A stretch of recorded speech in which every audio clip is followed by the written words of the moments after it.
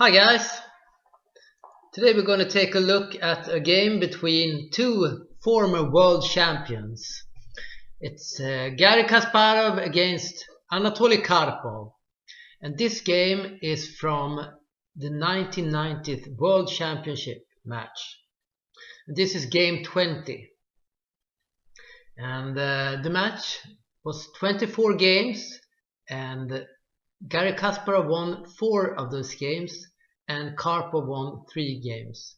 So in the end, Garry Kasparov won with 1 point. Very tough match. And Garry Kasparov is white in this game.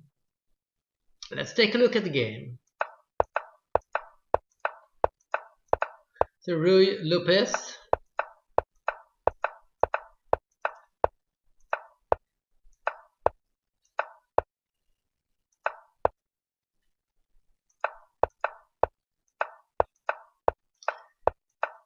This is all opening theory, so I won't go in any deeper in this. This is the floor side 7 variation.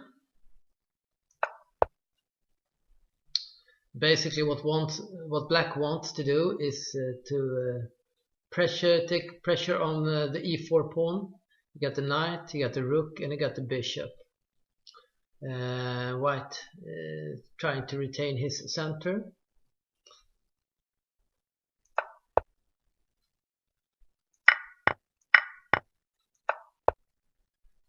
So as we see here, black has 3 attackers, the bishop, the rook and the knight, and white has 3 defenders, the rook, the knight and the bishop.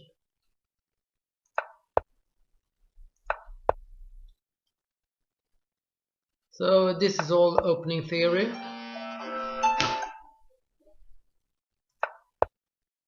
And now black makes knight d7. The idea is to push f5 to undermine the white center, as we will see. And black chooses to activate his rook, and it might seem a bit odd, but this is the fastest way to activate his rook. Now black plays f5 and putting pressure on the white center.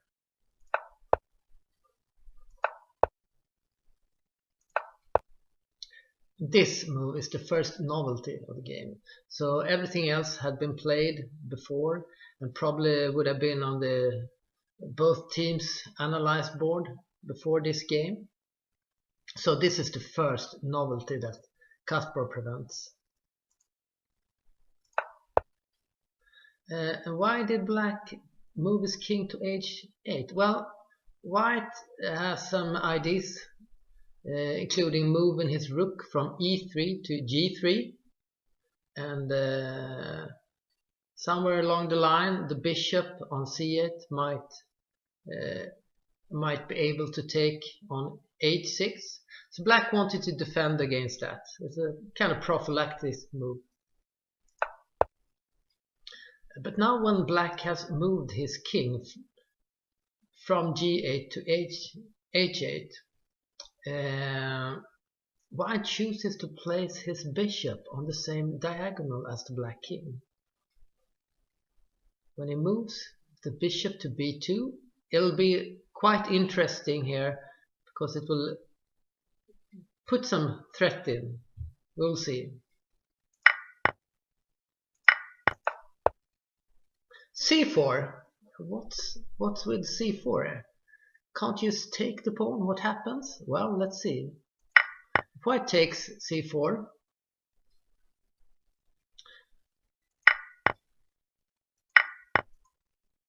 this is one variation.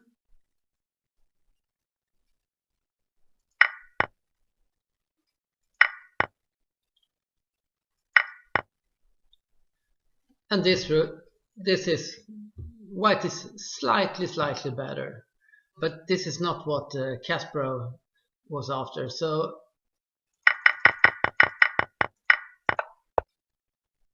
So we choose to do another move instead.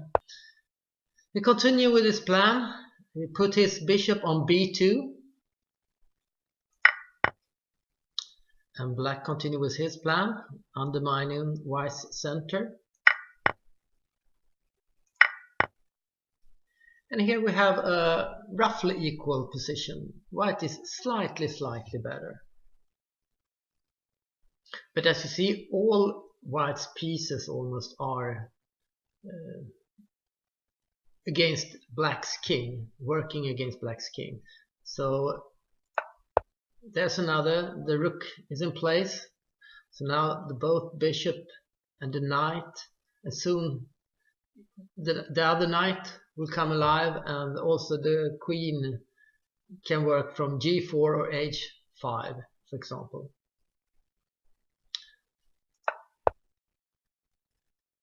Black makes a defense move here. He also anticipates that in some certain variations the pawn on h6 could be attacked. So he protects it and also leave the space e8 free for the queen. So for example here, if white would have moved queen h5, it's impossible to move the queen to e8, and this is a roughly equal position. So white chooses to move his knight to g4 instead, and another piece going straight to the king. And now, boom, knight h6. What happens here if it takes with the rook? Well, let's take a look. Then white takes on d6. Now the black queen is attacked by the rook on e1 and the knight on d6. Let's say for example that he goes to h5.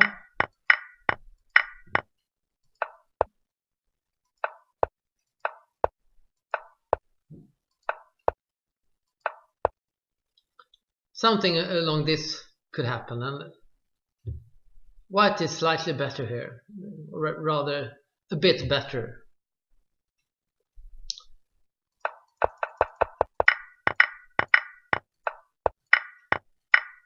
Black didn't like it anyway, so instead of taking on h6, put his pawn on c3 to close the diagonal against his black king.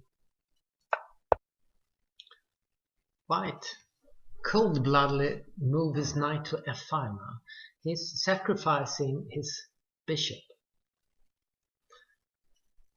And Kasparov, after the game, he said that white has already 1, 2, 3, 4, and with the queen 5 pieces against black's king. And black has like three pieces to defend. So he means even if he give up that bishop, is still 2 pieces up against black's king. Quite interesting way of thinking. Alright, now the best move was probably knight f4. It's very complicated stuff. So if you look at one variation here, what could happen?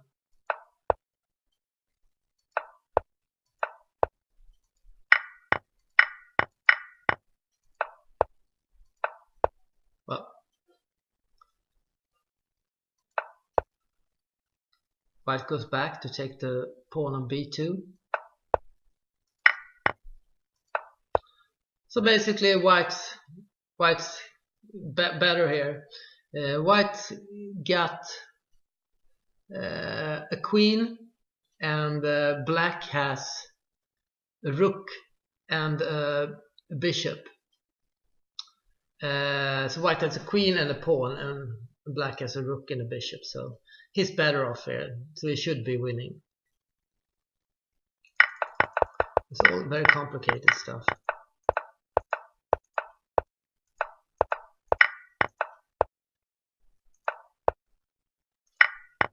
So white played queen g4.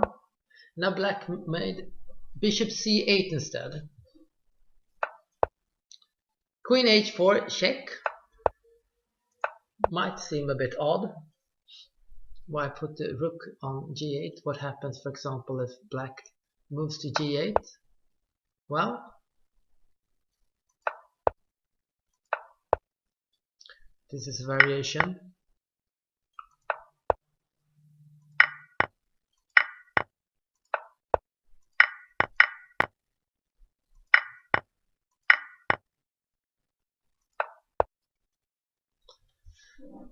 And black is clearly worse here. So white is winning.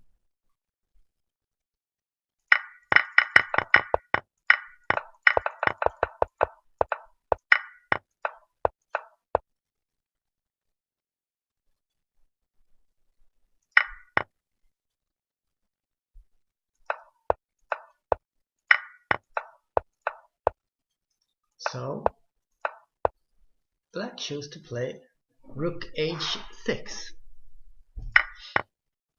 White takes the rook and makes the nice quiet move, king h2. Now let's go back a while. Why does white move to h2? Well, what white really want to do is knight f6, threaten mate on g8. But if he does that now, he can't, because the queen will take the rook on e8 with check. So he moves the king to h2, so now he threatens to move knight f6, followed by rook g8.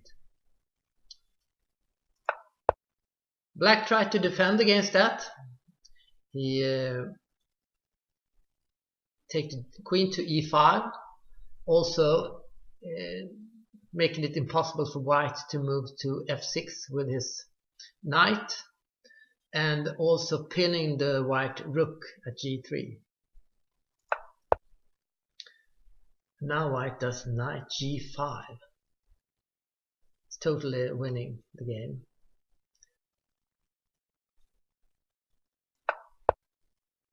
The threat was obviously knight f7 mate.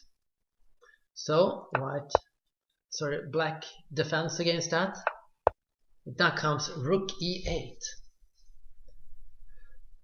And the idea between rook e8, say if black does anything, say just like sort of move, and then comes queen h6 and knight f7 mate.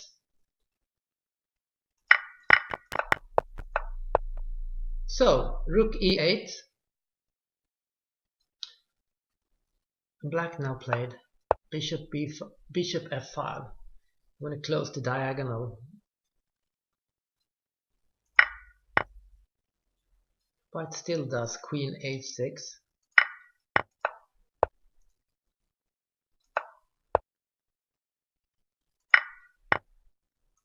Everything hangs. And here in the game, Kasparov actually took the queen with his bishop, but even stronger is if you take the queen with the rook. A variation of what could have happened is this.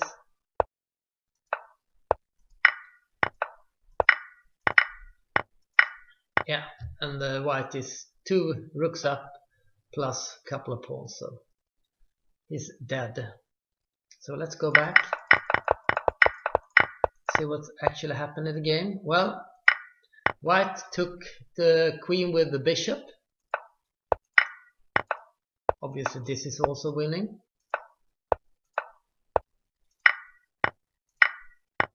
And here Anatoly Karpov chose to resign, because after this is down 2 exchanges and 2 pawns. Easy win for Garry Kasparov. It's an amazing game, a very nice attacking game from Kasparov. I hope you enjoyed the game, and please do subscribe to my channel, and if you want continue to follow my games, and I will try to commentate some interesting games, and give me some thumbs up, and we'll be seeing each other again soon. Goodbye and have a nice day.